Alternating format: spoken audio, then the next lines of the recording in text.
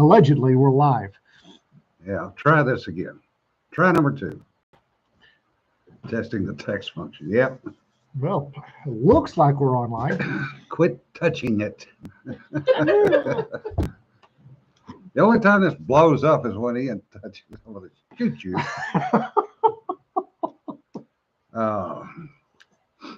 Anyway, like I was saying, this is not typically the what a Berber would wear. Typically theirs is, I've got one somewhere that's rust, cream. Yeah. I can't find it, otherwise I'd be wearing it. They don't typically wear the check or the fringe, but a Berber wrap is a little more complicated than a standard wrap. What you do, this one, it's damn long. It's about 7 feet long. The Ish. Berber of Seville. Yeah. Still on. And what you do is you take one end and you make a tuck knot in, about like that. And then the knot goes at the base of your skull, and then a twist and a wrap. You hit Jim with the wrap, it's a plus. And then you tuck the free end in up here. You undo the knot, and if you're feeling feisty, you just let it over one shoulder. Yeah. If you've got French Foreign Legionnaires to screw with, it goes across and tuck up. But it's my favorite way to wear one. Yeah. I first learned how to put Emirati style, which is a is a decent way to keep sun off your head, but doesn't cover your pale face. Also, somebody mentioned in the last one that the color is generally for tribal affiliation. The red and white Bedouin. Yeah. Tend to like red and white, and the House of Saud wears. Remind everybody they came from Bedou roots. Yeah. And the color of the band. And yeah. Also the green and black. The green and black is generally associated with U.S. Army. Yeah. The olive and black is U.S. Army. That idiot, what's his nuts in Palestine? Arafat. Arafat, yeah. Used to like the green and white. Yeah. But a lot of Palestinians wear the green and white, shows, or black and white, show solidarity. Yeah. But Oh, it's with the Axis. They're here. in good mood. Yeah. Oh. Nice. Well, our northern reporter, Alma, sent me a text about 7 o'clock this morning. Snow. It's about 6 inches of wet snow in Amarillo this morning. I hate gringing axes. Yeah. I hate with gringing axe. Yeah. Folks down in toward Dallas got some nasty weather yesterday afternoon. I had one tornado that hit Jacksboro, jumped over and got Bowie. Yeah. And thankfully, nobody that we were aware of, nobody got killed. Well, we've got a really good hour weather alerts. Really on the ball around here. Yeah. And when we set off the tornado alert, A, you know what it is. Yeah. And 2, everybody hauls butt for somewhere safe. And 6 kids were on their way back to San Antonio yesterday On Amtrak. on Amtrak, which stopped because a tornado was coming. So they got to see the remnants of what happens when a tornado comes through. Got bits and bobs. Yeah. And speaking of tornadoes, there was a rather interesting blow up on Twitter. Yeah, nothing unusual there. In other words, Monday. Yeah. You know, we talk sometimes about writing advice on here. And Not nearly as much as we probably ought to, yeah. considering that we're both known for being, well, writers. Yeah. Well, I would strongly recommend Larry Correa. Staying off Twitter. Yeah. Larry Correa and Steve Diamond's Writer's Dojo is excellent. But Oh, this female, and I use the term loosely, put up this Twitter post about Twitter Pate, whatever the hell they call it, about how you're supposed to start a book. Is the character's 180 out from what it's going to be, what he's going to be, or she's going to be at the end. And you're supposed to give all the reasons. You know how you start a book? Yes. You push a key. Yeah. And then you push a lot more and you make words. Yeah. And then you stack the words together. Well, her way of stacking words. Anyway, Mike Rothman, I'm sure most of y'all are aware of. Mike's a pretty good author. Very smart gentleman, also Jewish, a couple of kids. Made a comment about she might want to look at what she was suggesting. And her response was to accuse him of mansplaining and being an incel. No wonder. Yeah. There are a crap ton of insults out there. Yeah. Racist. Yeah. Incel. White supremacist, which mean nothing anymore. Yeah. They mean absolutely nothing. Well, what cracked me up was Mike came back and said, well, I do have 2 kids.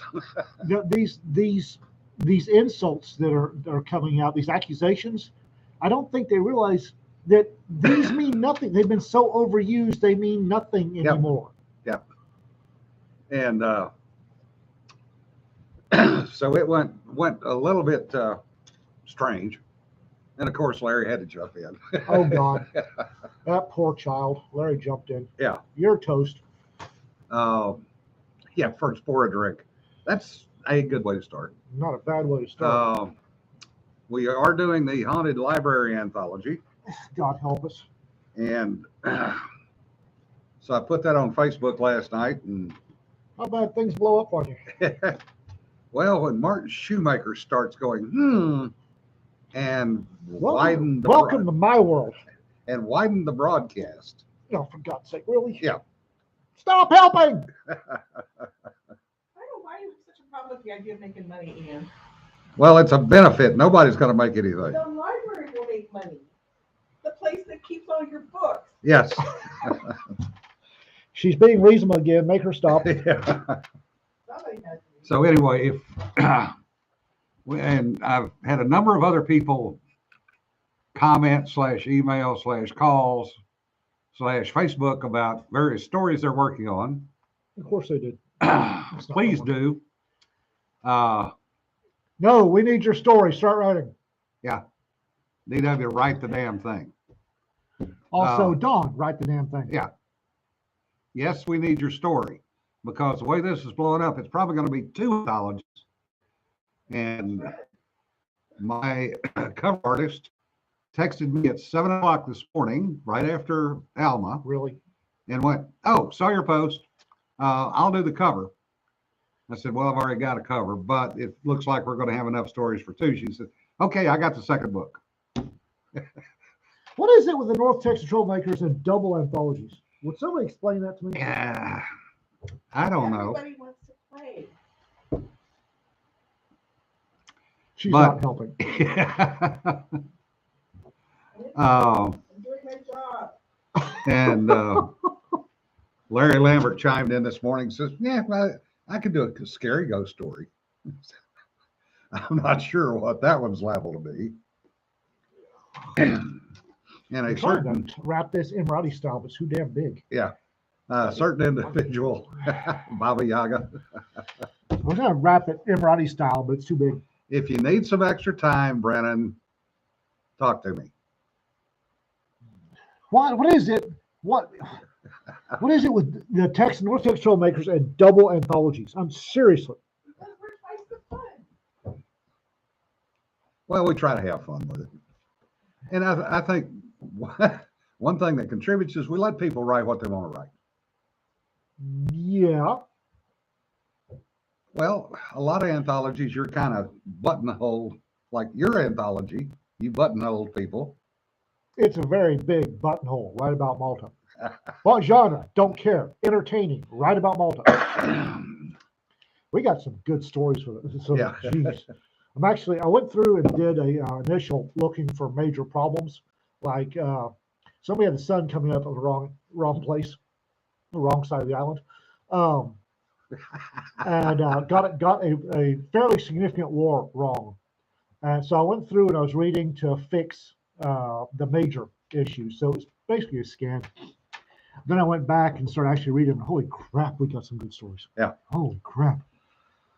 But our little local library does a lot with the community, especially the kids. Yeah, they do. And quite honestly, the building could use some repair. It's Well, let's face it. It was Burke Burnett's house. Yeah. So it's over 100 years old. Yeah. Some relatively famous jackass rode his damn horse up the back stairs and into the ballroom. Quanah Parker. Rode his damn horse up the back stairs into the ballroom, which could have been good for anything. Malta's big enough to drive a John Deere tractor through. If you're creative enough, and if Ukraine has any left. Yeah.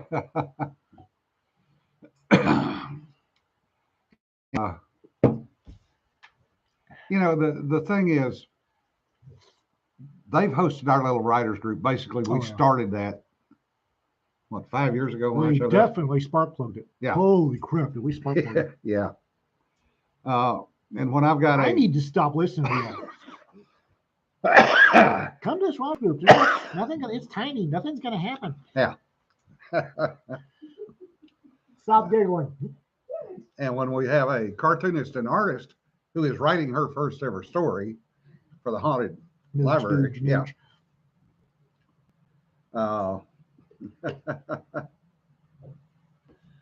Yeah, the characters, Josh, just a warning, the characters tend to make a left turn on you.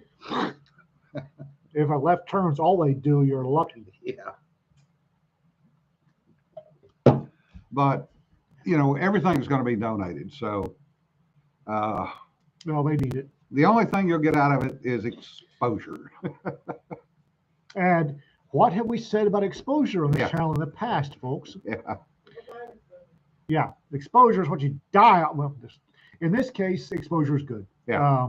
The library needs it. It's a good little library, good people, good folks. And they're opening one of the outbuildings from the original house. It was Burke Burnett's, or one of the Burnett family's actual house. Tom Burnett. Tom Burnett, that's it. Yeah. Burke's, whatever. Anyway, so it's an actual house. And I think the carriage house or one of the outbuildings, they're actually going to open up a bookstore. The manager's house. Manager's house, Yeah. the ranch manager's house. Yeah. They're actually going to open up a bookstore. They're going to put a bookstore in there. Yay! No, Brennan, there is no restriction other than it has to be a library at some place in time in history or spaceship or wherever you want to put a library. Someplace that's got a library. And it has to be haunted. Which is considerably narrower than what I had set up Really? for Malta. I don't think so. Had to be about Malta, period. This has to be about a library and ghosts. Yeah. Mine has to be about Malta. And Ghost. No, it did not. Yes, you did. I specifically said no go. It did not have to be about ghosts. No. Specifically, multiple times. What's the title? That doesn't mean a damn thing. No tentacle porn, no. You're no fun. Ian's already done a tentacle porn. Yeah, I did. Yeah, I did. Speaking of which, we got another one of those coming due. Nobody's told me nothing. Yeah, we did. No, I have nothing in writing. I will fix that this weekend. Nobody sent me anything in writing. Holy crap. PG rated is acceptable, yes. 13 at a minimum. Haunted is relative, I'm yes. not sure mine's PG-13. Oh, Bill, Tom Beatty came through yesterday and Woohoo! really likes your range. Yes, very much so. Yeah. For Mead Hall up in Oklahoma, folks, if you're in the area and you need a place to shoot, Mead Hall is a great little range. Haunted been there. library on Malta. Oh, that could go so many different I've ways. got a second anthology coming out. What? Yeah, No. Tom is good, people. Tom's been one of my beta readers for We years. stuffed a chicken fried steak down in the cinema's way. With books. Oh, speaking of, Bill, you said something about the 2.5 ounce slugs at 4 digits. How'd that work out? Yeah. Seriously, how'd Because that work out? apparently you did not let Tom and any of the others play with them. And you just disagreed. Oh, Yeah. so you know how much stuff I've got backing up on my plate right now? Mm-hmm. Okay. Time to get your butt to work. I was telling her earlier, I'm walking in here, and I'm trying to think, and I hear THIMK? THIM Mary Kay. Yeah. And I hear Johnny, you're pacing. And Randy goes, he does that a lot. Not sure how to take that. But I'm busy with the first multi-anthology. I'm still finishing the story and the foreword for that. I've got a story I owe Kelly Grayson. I've got the story for the Haunted Anthology. I've got my own books. I've got the redo of the Law Dog Files I'm working on. That's 7, count 7. And as I was breaking down a day bed to load in my pickup this morning, Thank you, by the way. you're welcome, a story for a 1980s political thriller in the Mediterranean basin started germinating. I don't have time for this. Yeah, you do. Do not have time. No, I don't. Yeah, you do. No, I don't. RK, if you and Cedar and Sarah end up tying stories together, this could get interesting. What? Because RK and Cedar stories Yeah, I know. match up. I know. Yeah. I just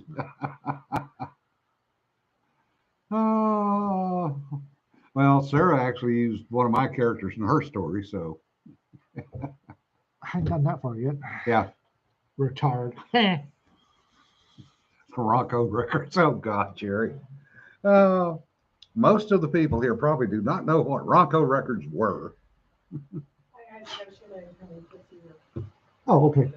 But no, I've got like 8. Yeah, I've got 7 things that I need to be done here within the next 2 months. Yeah. And I don't have time for storyboarding out a political thriller in the Mediterranean basin. I really don't. In the 80s, for God's sake. Yeah, pretty much, Sean. I'm helping consulting on another book that another author's doing. 11:45 the other night, he was texting me about something to do with the storyline. It's like, oh, well, yeah, I'll look at it in the morning. Do this.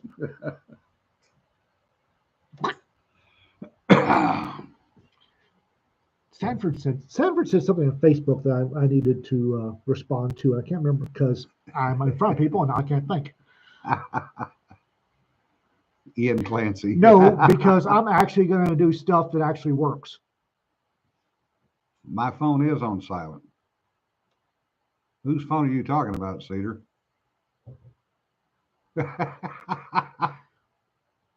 Actually, I do have a work in progress list on Google Docs. I open it, I cry, and I close it again.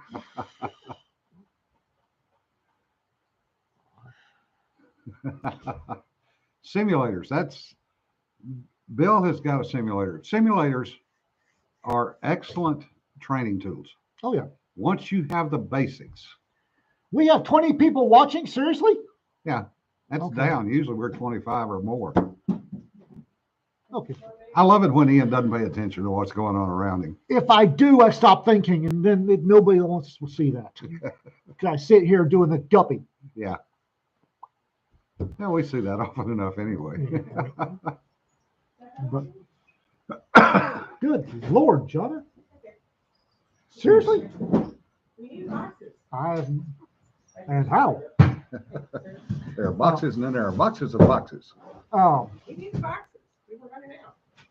Well, on top of the seven things I've got backed up on me now. Thank you. And I've got 4 different actual books I'm working on, at least one of which I need to get out sometime in the foreseeable future. I don't need to add a fifth book. Why not? I'm just serious. If I have 20 minutes a day and I've got five, think that's 4 minutes per book. With your muse, just like with my muse, Ugh.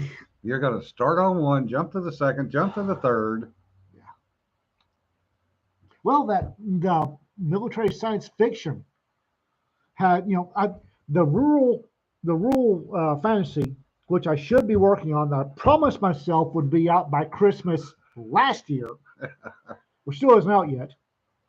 The military science fiction took over. Yeah, Richard, that clip of that GMC truck, whoever was in that thing he got shook up a little bit. You're talking about the red truck, right? Yeah. Flipped over sideways and spun and then put back on its wheels. Yeah, and then the guy drove off Yeah. like the hammers of hell was after him. Well, Yeah. the viral one that's got me is the Tesla. Yeah. That was apparently a rental. Yes. They rented the Tesla, tried to fly it, and then apparently scarpered off. Yeah. Now, having had to rent a car, they should be able to go exactly who that was. Yeah. Because Who it is. Oh, Yeah, they found the guy. they found the guy? Okay. Yeah, Evelyn, some of us have more than one book open at a time simply Yeah, I because got 4. I don't need 5. If I get 5, I'll never get the first one done. I don't want to hear about it. yeah, no, I'm 3 to 4 right now. Yeah, yeah. If GMC doesn't use that for the ad, they should fire their ad agency. Yeah. Time travel seamstress meme. Oh Oh, God, that one's going around again. Yeah. Don't tag me. I got You- it like 200 times last time. You were tagged in the original one. It was a memory I posted. I know, because every 4 years I get deluged with that. The funny thing, the really funny thing, is a number of mid to high list authors who commented on that saying, "I read that in John's voice." Yeah. Oh Lord. Yeah, Bill, he could add that one to the list too. Well, the As God is my witness, I thought Teslas could fly. the rural fantasy is ish kind of. Yeah. You've read snippets from Yeah. it. So it's kind of, I've never seen Longmire, but I've heard enough about it that Yeah. it's in the ballpark, I think, just with evil elves. Well, I personally don't watch those for that very reason, because I don't want to inadvertently copy. Exactly.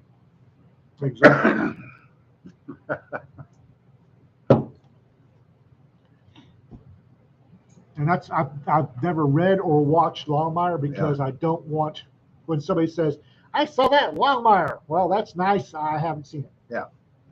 I can honestly say I haven't seen it. We don't watch that much TV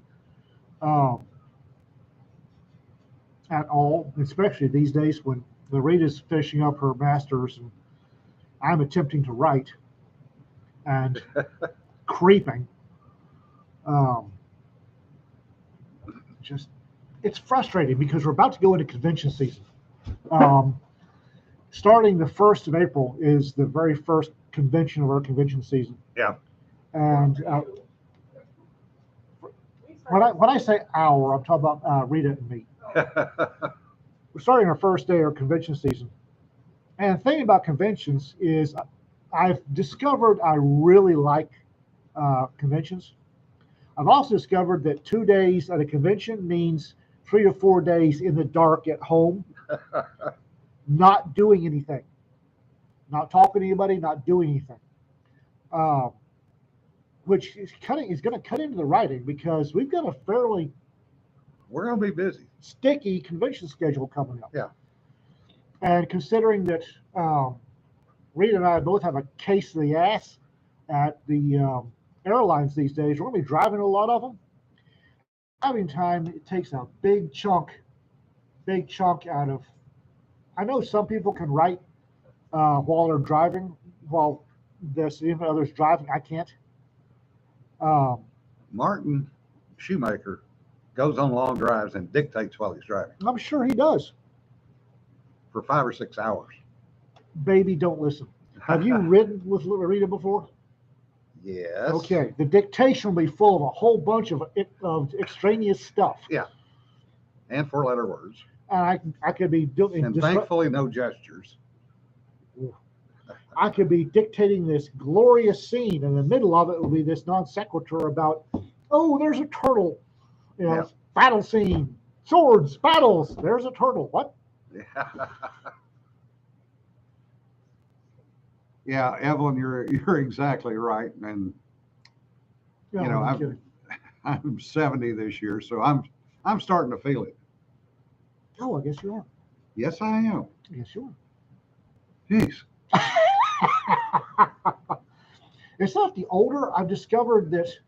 It's the mileage. It's totally No the kidding. mileage. No kidding. Holy crap. Mileage. I've discovered that as I get used to conventions, honestly, they get harder. Yeah. Because when I was lurking in corners at LTUE and LibertyCon, it wasn't bad. And then people started recognizing me. And lurking in a corner while people go by isn't bad. Having to socialize with people takes the gas out of you. And then having to get up in front of people and talk.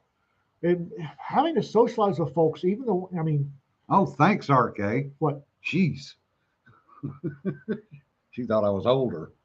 Oh, wow. That was a slap. Ouch.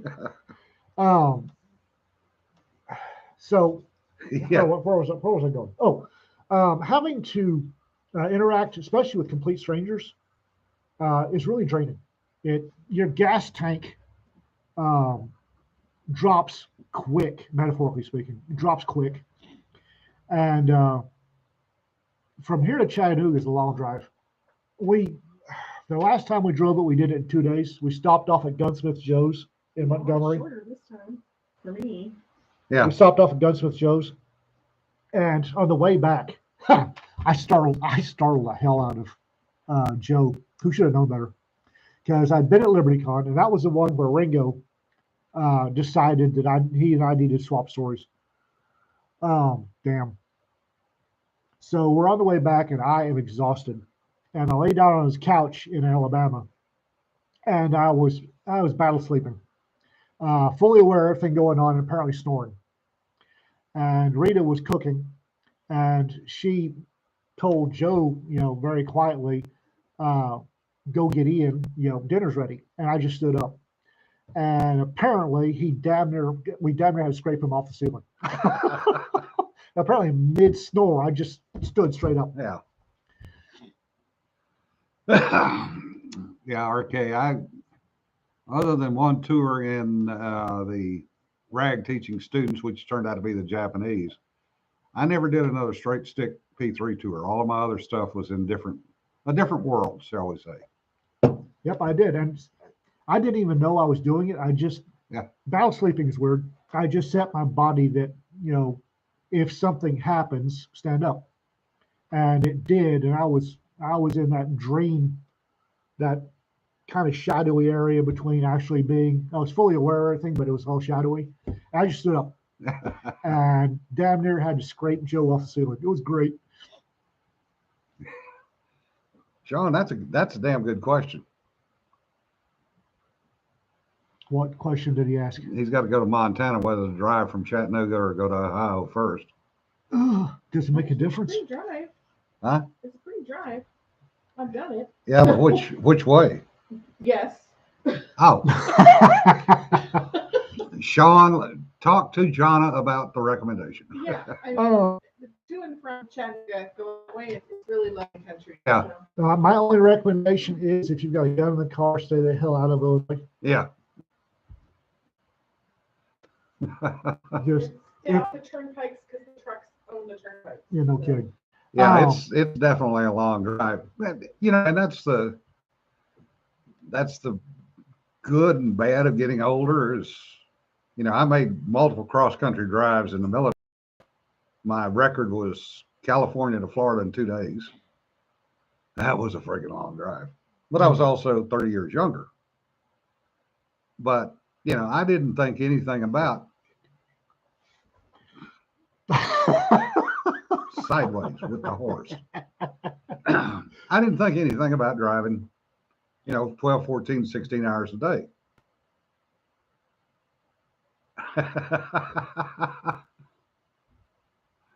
uh, yeah, 40 hours is about right, John. But, as you get older, the body is going, yeah, you may think you can do that, No but Rita, our first big trip, I think, our first big trip was from Itchy Paw to St. Louis, Missouri. That was the year I became an accidental felon because I had packed the car for a trip, and Matt Guest and I were arguing about directions, and Rita listened, which she knows better than to do. She was driving, and she was listening to us argue about directions. I was right. And we wound up in Illinois, and apparently, since we're going to the NRA convention, I went up and checked the NRA legal thing, and apparently, the what I consider a standard loadout for going to St. Louis made us felons in Illinois. Yeah. They showed up at the hotel going, oh my God, no cops around, right? Wait a minute, you guys are cops. No. We made a mistake. We crossed over into Illinois. So Yeah. We're making sure nobody's behind us. The bar's over there. And Rita was so frustrated that she went straight to the bar, and I was packing stuff up to the room. I get back, and she was on her second martini. No, I'm not doing TACCON. I can't. I've taken classes with Tom Givens, and he is a great instructor. I can't go. But I want to, but I can't. I'm just too damn old to get down there and play it at that level all day for a couple of days. Yeah. Itchy Paw to Montana, 21st now. 2-day trip. They make these things called hotels. Yeah. Seriously, they make these things called hotels. You might investigate one. Well, back growing up, I drove across Texas at 14 by myself on 2-lane road. There was no interstate. That's because the horse was smarter than you were. And I slept in the car on the side of the road because that's what you did. Young, poor, and in a hurry. Yeah, there was that. Illinois constitutional carry? Are you serious? They're talking about it. Oh, wow. They circuit judge up there just overturned the FOID requirement for having a weapon in a home. After 40 years? Yeah. About damn time. Yeah. Yeah, you did. It's not steam. It's a standard. It's Burlington Northern Santa Fe, and it is hauling tail feathers and loaded down. Yeah. Yeah, we've got, depending on the time of day or night, you can get the random train whistles 5 or 6 times because there are multiple crossings in town. We have this lovely bed and breakfast. It's in a building built in 1902. It's the second floor. It was the apartment over a store, and a local renovation company bought the building and turned the upstairs into a bed and breakfast. It's a lovely little bed and breakfast, but it's like 60 yards from the train tracks. And first night, one of our friends stayed there. The Burlington Northern went through at 0 dark 30 and got on the horn. Apparently, he was under the bed before he woke up. Oh, yes. No, I did not use a Travois. I know what it is. I know how to build one. But I did not use one. Yeah. No, it's dead on. There's, I think, it's one line of buildings between it and the train tracks, and that's it. Yeah.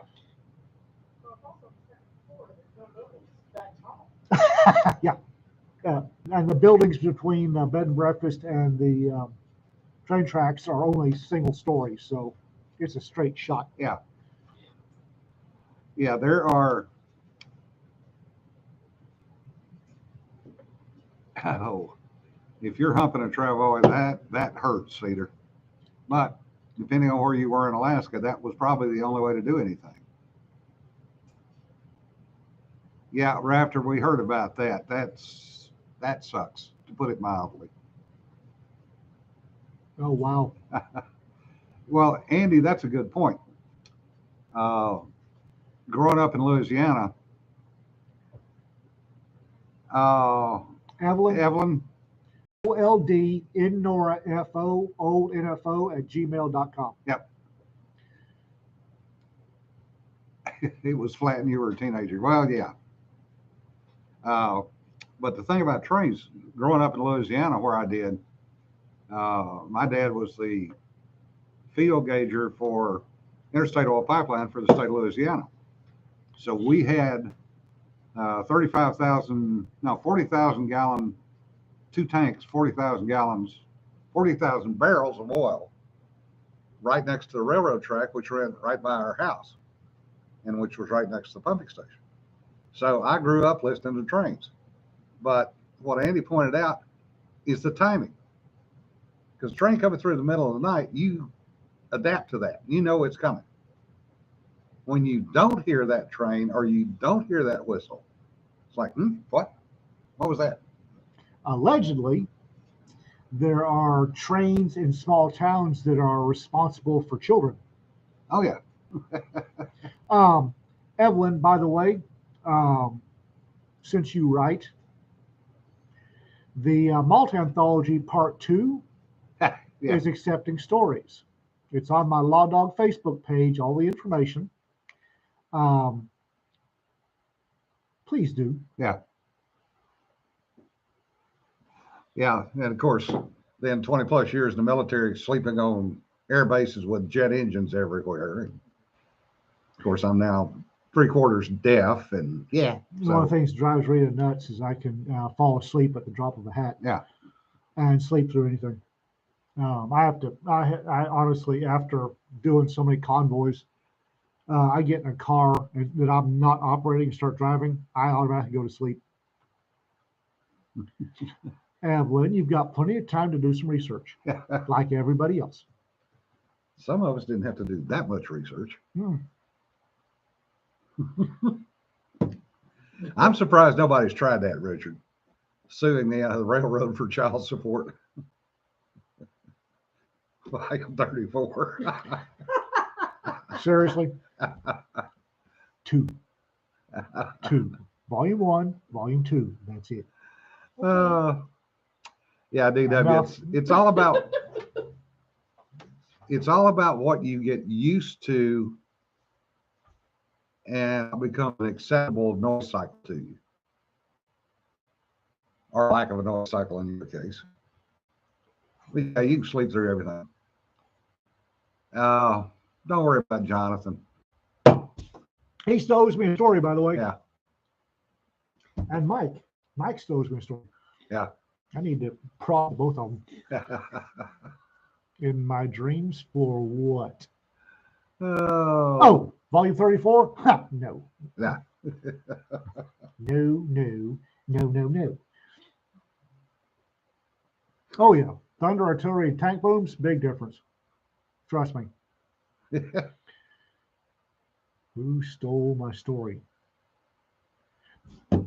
I need to stop watching the chat because I totally derails my squirrels. I actually had something to discuss today. I can't remember what the hell it was. That's what makes this as interesting as it is. I'm glad y'all are amused because it drives me nuts. I mean, I've got all my squirrels at a rave, and little buggers keep sneaking out the side doors. Squirrel.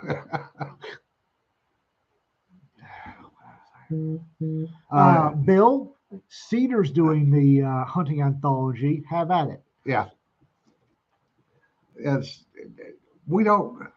Anthologies don't make us a lot of money. Okay. I'll be very honest. But what we do hope is that people will. What? Your expression. That people will look at the other authors and possibly give them a chance. That's one of the reasons that I do them, because I want to give other folks a look at the people that are writing. Well, Cedar stated that anthology cross-pollinate, and they do. Yeah. And we've got enough low-level authors that we need to get out and draw in as many diverse fan bases as we can. Yeah. Short stories, squirrel moments. Short stories feature all of our squirrel moments. Our squirrel moments are about that long, Yeah. and I can't remember them. Yeah, Bill, you've got a vested interest in other things other than writing stories. I got started because A, I couldn't afford the bar bills, and B, I don't sleep on airplanes. And Boy, when I you're do. flying 16 hours to get somewhere, it's like, okay, I can only eat so much. I can only drink so much coffee. I can only hit the bathroom so many times. The flight attendants keep telling me to shut up and sit down. Josh Smith is asked, is 45 Colt an appropriate round for squirrel? Depends on the circumstances. If he's chewing on your wiring, yes. If you need Brunswick stew, no. Ian was going to use a, 7mm on a squirrel. Damn Skippy.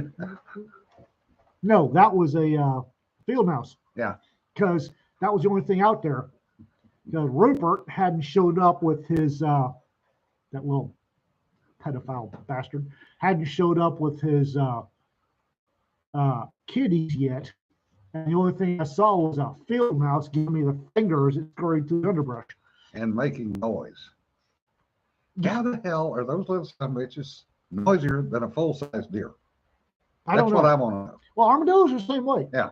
Armadillo sounds like an M3 Bradley coming through the underbrush. Yeah. I mean, the first time I was out in the boonies, one, I was in between two patches of poison ivy and I was trying not to move up here on the river at 79. It's the only public land I can find. And I'm up against a tree, and I realized after that I was square between two patches of poison ivy, yay me. And I hear this M3 Bradley crashing through the underbrush, completely the clanking of treads. And I'm getting ready to cut run, look down, and armadillo. Yeah. It's like, really? Seriously? Yeah, I've one friend that shot a armadillo with a 38, and all it did was bounce off. And the I'm reminded of Ian's armadillo story.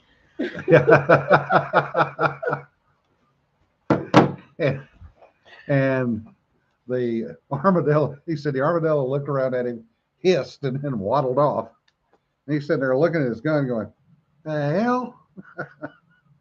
I remember the year that the Army was developing T-Rats. I don't know if anybody remembers T-Rats, but T-Rat was a big steel or aluminum tray, and you boiled it. You boiled it for X number of minutes, open it up, and you could feed a squad. And we were test bedding T-Rats, and we got 2 weeks worth of lasagna. 2 meals a day, lasagna for 2 weeks. And I was not in one of my stages where I eat the same thing for weeks at a time. Now, we can discuss that later. I was tired of lasagna by day 3. And I had to go talk to the colonel because me and 4 of my reprobates were chasing an armadillo through the underbrush at Fort Hood, and he was cutting a left, and I threw my tomahawk at him because that was meat on the hoof. Threw my tomahawk at him and missed a visiting NATO German colonel, just barely. And I had to go talk to my colonel. Got to watch the vein throb. Tom, we have to talk. I did not realize you had been to Massawa. This gets more and more interesting. Occasionally, I go through stages where I wind up, especially if I'm focused on something, where I will eat the same thing day in and day out. Generally, lunch and supper, I will eat the same damn thing for weeks, if not months at a time. Yes, I know it's not healthy. And I generally snap myself out of it because I'll get to the point. There was one time in '94, I was eating it was a red box, about that big. It was an appetizer, and it was pepper steak and rice. Yeah. And it was microwave pepper steak and rice. I forget who made it, but I thought at the time it was really good. And I would eat 2 of those for lunch and 2 of those for supper with a Coke, canned Coke. And I ate every day for 6 weeks. And I started to get up, and I realized that I was getting kind of squirrely when the only thing available was a bottled Coke, and it made me lose my appetite. There was too much Coke in it wasn't right. It wasn't canned Coke, and I lost my appetite. And that's when things went click. That's really what breaks me out of it. Um, yes, I realize it's not healthy. I work on it. Carpathian armadillo. Yeah. Yeah, there was um, 2000. I went through a stage, and it was almost 3 months. It was paste mild chunky pecani sauce, Fritos scoops, milk, and a block of cheddar cheese. Yeah. And lunch and dinner, lunch and dinner, lunch and dinner. The half a block, exactly half a block of cheese, 2 cups of the Fritos scoops, half a cup, no, 3/4 of a cup of the pecani sauce. I had a glass. It had to be this specific glass that would fill up to a certain pattern on the outside of milk. And it clicked that I was getting squirrely when I threw away all the food because the milk I had left would not fill it all the way up to that one part of the pattern. And my appetite went away, and I found myself throwing away the food. It's like, ooh, okay, getting squirrely. I don't do that very often, but once in a while I do. It's usually when I'm locked in on something. Um, Rita's been real good at making sure I don't do that. But I'll get locked in on something, and food becomes fuel instead of food. And I don't. It's the weird thing is I'm usually fairly self-aware, and I never realize I'm doing it until something breaks the cycle. Yeah. Food is always fuel. The some of the things that we used to eat over the years, it's probably the one that has most people going, yeah, was we would come back uh, into QB after an all-night burner, 12-hour. So you basically an 18-hour day, 12 hours of flight time, and land about 6:30, 7 o'clock in the morning QB time, and go up to the club and get a San Miguel beer, chocolate milkshake, lumpia, and scrambled eggs for breakfast. Good to me. Yeah. And people would just they'd be the hell is wrong with those guys? There's one time I got some chicken breasts from Sam's, the big attack packs of chicken breasts they're allegedly pre-seasoned. Um, and had those. I threw them in a slow cooker. I threw the entire pack in a slow cooker, and then I had the bowl and a bag rice, which I'll never eat again because that gets scary. Bowl and bag rice, and 32-ounce Dr. Peppers from Sonic. And I don't know how many weeks I went. I'd walk in, I'd grab 2 chicken breasts out of the slow cooker, I'd boil a bag of rice, and I'd drink the Dr. Pepper. And the cycle broke when I only had 1.5 chicken breasts. Yeah. And I wound up throwing up again, threw the whole thing away, and went, "Ooh, what the hell's wrong with me?" and stopped doing it. Yeah, Raptor, it's basically a Filipino egg roll. We have a friend that makes very, very, very good lumpia. Oh God, yes. Yeah. Where is Jen, by the way? She's working. She's Outstanding. camera shops keeping her busy. That, and I think the girl takes more of her salary and things that go out the door than she does in money. Jennifer Hast is got her degree or getting her degree. She got her degree and she's going for her CPA in accounting, and she wants to specialize in creatives. I love the giggle. Yeah. She wants to specialize in creatives because she's a creative person. She's a brilliant person, and she has realized that creatives usually have some really squirrely tax stuff, and B, a lot of us don't realize that there are taxes. Yeah. So she wants to specialize in that, and I've sincerely suggested that she needs to start giving the IRS and you a primer for new authors. Yeah. Because a number of folks that get bit on taxes, they don't realize that all of a sudden you've hit X point and you have to pay taxes quarterly. And they don't realize they have to do that because they slept through that part of high school. Yeah. And then wind up getting bit by the IRS. Yeah. Taco egg rolls. Oh, that sounds pretty damn good. Actually does. Yeah. We need that recipe, Koala. Jen Hast actually lives in Oklahoma City, so she's not that far from Texas. Yeah. Yeah, she and her husband have graced our presence a few times. But yeah, Olympia trucks. Yeah. What happened with Jesse? Cedar said, darn Jesse, didn't realize that, was looking forward to seeing her. They're not going to make Folscon. Oh, dagnabbit. Yeah. Yes, Richard, that is dead on the One money. of John Ringo's bits of advice for new authors is immediately get somebody to handle the money. Yes. Courtney and I were discussing. Courtney is pretty much ramrodding a bunch of the anthology, and I am terrified of handling other people's money. I don't like handling other people's money. I'm good at it for about the first month, and then I'm not good at it anymore. And I was discussing, I wanted to run it through PubShare up the flagpole with Courtney and see what she thought. I was terrified that she would say she'd want to do it. And she really said, oh yeah, we're using PubShare. So, oh, thank God. Yeah, that's something I got to take a look at.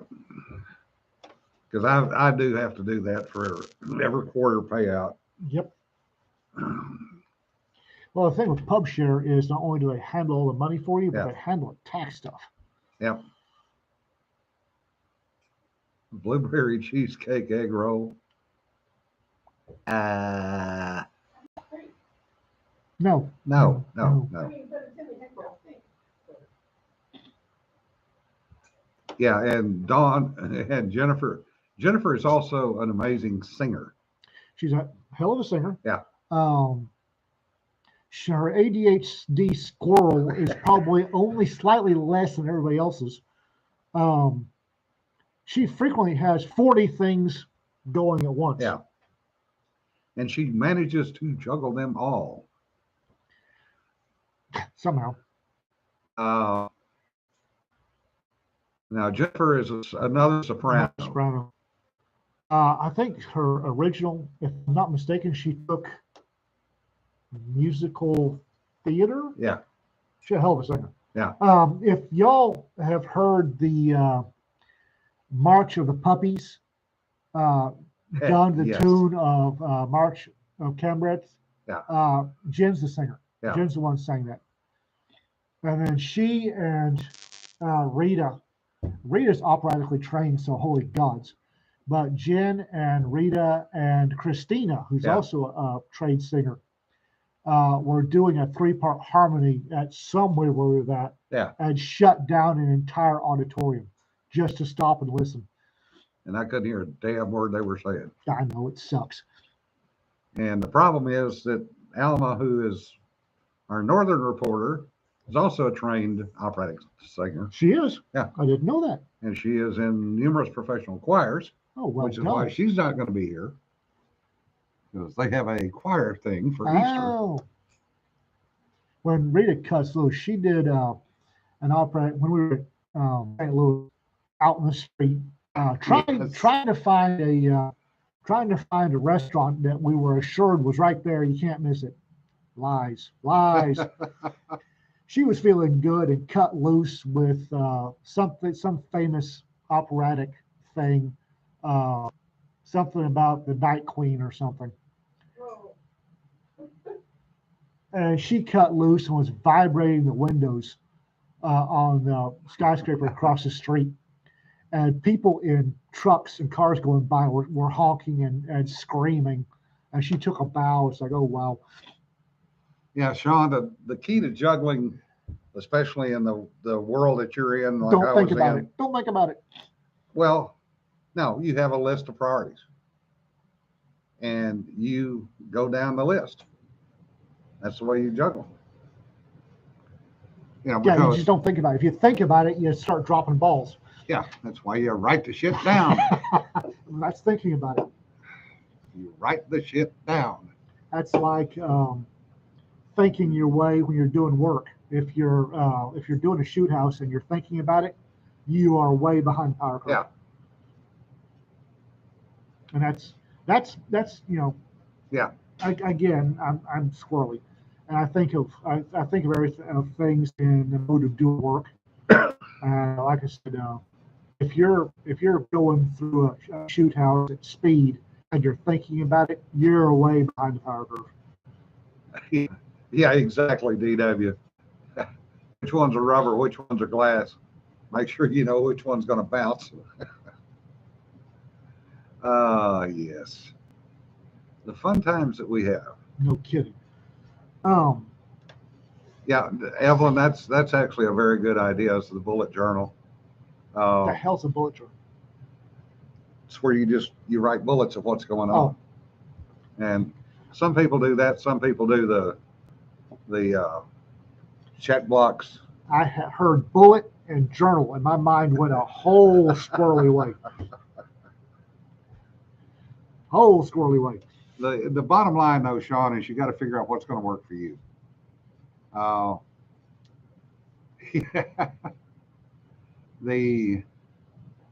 I'm probably gonna. Cedar said, assuming no stream Thursday, I'll do a stream. Yeah. I'll throw something together. Organizer is another one. It's PowerPoint task list. I hate PowerPoint. Texas, when the Texas Commission on Law Enforcement revamped the instructor program, it went heavy PowerPoint, and that just sets my teeth on edge. I hate PowerPoint. And it's the thing about PowerPoint is it could be a fantastic tool done right, but nobody does it right. Everybody gets the slides and they read off the slides, generally in a monotone. You don't read the friggin' slides. I know that, and you know that, but tell the idiots that, because they get the slides up there and they read the slides in a monotone. Yeah. And the same way you use 3x5 cards when you're giving speeches. Andy, my bullet points for ballistics is up here. I may mumble them as I'm setting up to shoot, but We got people cutting out here left, right, and center. yeah, well, considering we've already wasted an hour of their time. Holy crap, we have. Oh, wow. Yeah, the PowerPoint, I was taught in school, and I don't know why they don't teach us anymore, how to use 3x5 cards to give a speech. You practice your speech, and you have 3x5 cards with the high points. Yeah. That jog your memory because you've practiced speech, and you get up there with the 3x5 cards that don't have the speech written on there. They've got the high points that jog your memory as you're giving your speech. PowerPoint should be the same way. Yeah. Jason, I'm sure somebody's liable to show up. Well, then they can run this thing all by their own. Yeah, Lincoln's Gettysburg Address and PowerPoint. Yeah, that's all right, folks. Obviously, a few of us will not be here on Thursday. I will. I don't fly out till late, so. Okay, you can be the guest. Thursday's at 3, right? Yes, Yeah, I know, I'll be at the airport. by that's then. what I All thought. right. All right, folks, be careful. I will probably be here all by my own some on You should get Thursday. the other Ian. Should get the other Ian. Yeah. He'll be here. Ian and Ian show. Yeah. That'll be fun. Yeah. Two All right, other folks. introverts trying to have a conversation. That'll be hilarious. No, We will see you later. y'all be safe. Remember, don't sweat the petty stuff. Don't. Bye.